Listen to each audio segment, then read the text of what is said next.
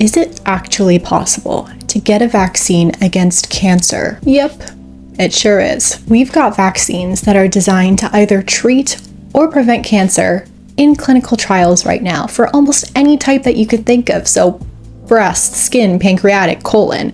And some of those have already been approved by regulatory bodies, such as the FDA. So I'll start with clinical trials because there have been a bunch of updates over the past few months that we need to talk about. We're hearing more about a newly developed breast cancer vaccine. So it was invented at the Cleveland Clinic, and then it was licensed to Anixa Biosciences. It's got a good preliminary safety profile based on data from the phase 1 human clinical trial, and so now it's being prepped for phase 2. This is exciting for a couple of key reasons. First of all, it's got a really promising mechanism. So it targets a milk protein called alpha-lactalbumin.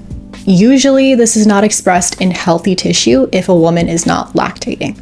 However, it just so happens that it's expressed in 70% of triple-negative breast cancers.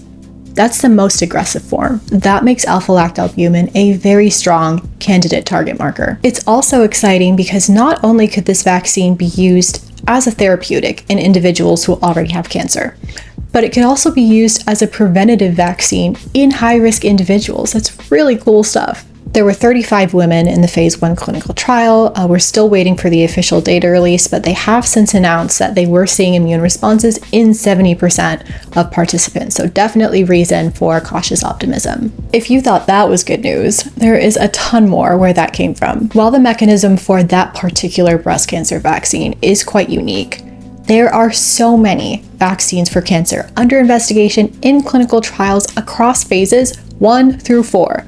4 being out there in the real world, like you can get it at the doctor's office. I was actually just reading a review that was discussing like 18 different mRNA breast cancer vaccines alone as of 2025. So as you can see, this is a very busy field. Now, it's true that some of these vaccines are going to be sleeker and more elegant than others. And that's a very difficult thing to do with cancer because it is so notoriously complex. And that's one of the reasons that the press is not going to pick up every single one, especially because it is so early and there are so many. And this research has been going on for years. So take pancreatic cancer as an example. And it's an important one because it's one of the most dangerous types. Super high mortality rate. We're talking an average 5-year survival rate of 13%. That's very low. There are strong candidates being developed right now. So one of them is a custom therapeutic vaccine, which means it's not meant to be preventative. It's meant to treat the cancer after it's popped up.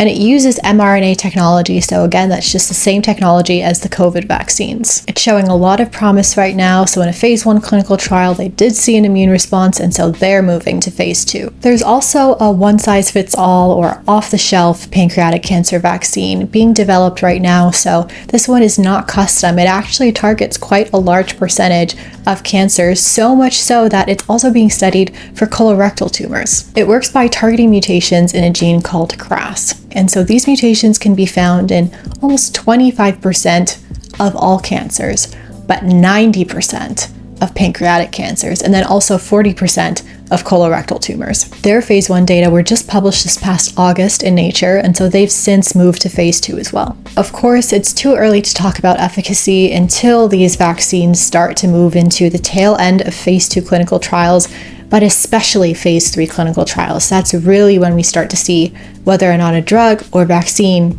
actually works and how well it works. That's when we get those numbers. So I'll continue to monitor things and I'll update you when we have them. You might have heard of a vaccine from Russia called Entromix in the news or online. This one also seems to be doing well. The scientists are reporting positive early data from their clinical trials, but we haven't actually seen the data for ourselves. Coverage of this vaccine in particular has been super weird, all over the place, probably because of geopolitical issues.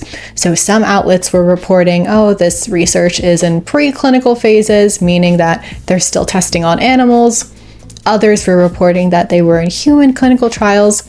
Some outlets were reporting 60 to 80% efficacy, while others were somehow impossibly reporting 100% efficacy. And again, I doubt these numbers are coming directly from the scientists. It seems like there's some sort of error in transcription or understanding. Ignore all of that noise for now. So I went directly to the WHO website On the WHO website, they actually have a verified list of clinical trial registries for different countries around the world. So I went onto the Russian clinical trial database.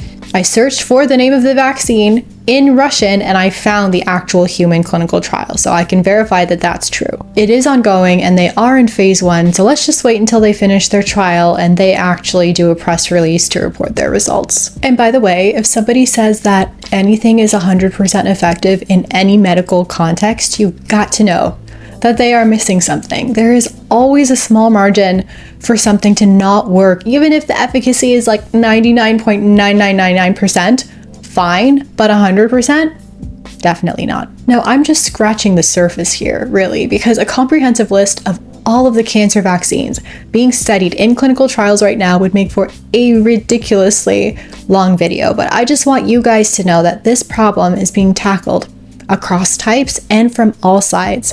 And the work is truly global, so you can have a phase 2 or a phase 3 clinical trial with trial sites all around the world. There is lots of real progress being made, and the scientific foundations for this go very deep. In total, there are actually 3 cancer vaccines that have already been approved by the FDA, and I use the FDA just because a lot of people are familiar with them as a regulating body. So you have one for prostate cancer, one for bladder cancer, and one for melanoma. Those are up on the screen right now. And then you also have approved vaccines for HPV and hepatitis B because those can prevent cancer-causing viral infections, and those count too. But that doesn't mean that we're done with these indications, okay? There's still a lot more room for improvement in the efficacy of these 3 approved vaccines, and so the research does continue. Take the prostate cancer vaccine, for example. It's just not as good as we need it to be. So the original clinical trial found that it could extend life by 4 months on average, and this could be more, depending on the individual patient's case. So research is still underway to find something that works better. Even though, if that's your family member, those extra 4 months are priceless. And every day that you extend a patient's life, you are increasing the likelihood that maybe another drug or treatment becomes available to help improve their condition. But when we're talking vaccines, you might be wondering why there are so many being tested for the same indication or disease. And the differences between them are important to note. So first, the vaccine is training your immune system to attack cancer through different exposure methods. So think back to COVID when we had the rise of mRNA vaccines compared to that sort of more classic inactivated virus vaccine. There are lots of different modalities and it does get a little bit complicated. So if you guys are interested, I can do an entire video on this. Just let me know in the comments. The next difference is that these vaccines are working with different cancer markers as their target to see which one works best. Now, this can be especially challenging because cancer is made up of your own cells. So you don't want to train your immune system to recognize healthy tissue and attack it. You want it to be unique to the cancer cells themselves. Another thing is that cancer is really tricky. It continues to mutate and change. So you want those cancer markers to also be stable over time, and they can differ quite a bit from person to person. So for a custom vaccine, you would want to find target markers that are unique to the cancer cells themselves and not the healthy tissue. That would be sufficient. But then for an off-the-shelf sort of one-size-fits-all vaccine, you would want to find markers that are common across a large proportion of the population so that you can help as many people as possible without actually customizing the vaccine for each individual case. Another important difference between these vaccines is that sometimes they'll be combined with a drug or a substance that can boost its effects. So that's either getting your immune response to last longer or be stronger. In addition, the vaccine can be combined with treatments that doctors already know are effective. So giving the vaccine and chemotherapy, or giving the vaccine and radiation, that sort of thing. The last difference that I want to mention is the way that the vaccine is administered. Is it a systemic vaccine, meaning that it goes all over your body?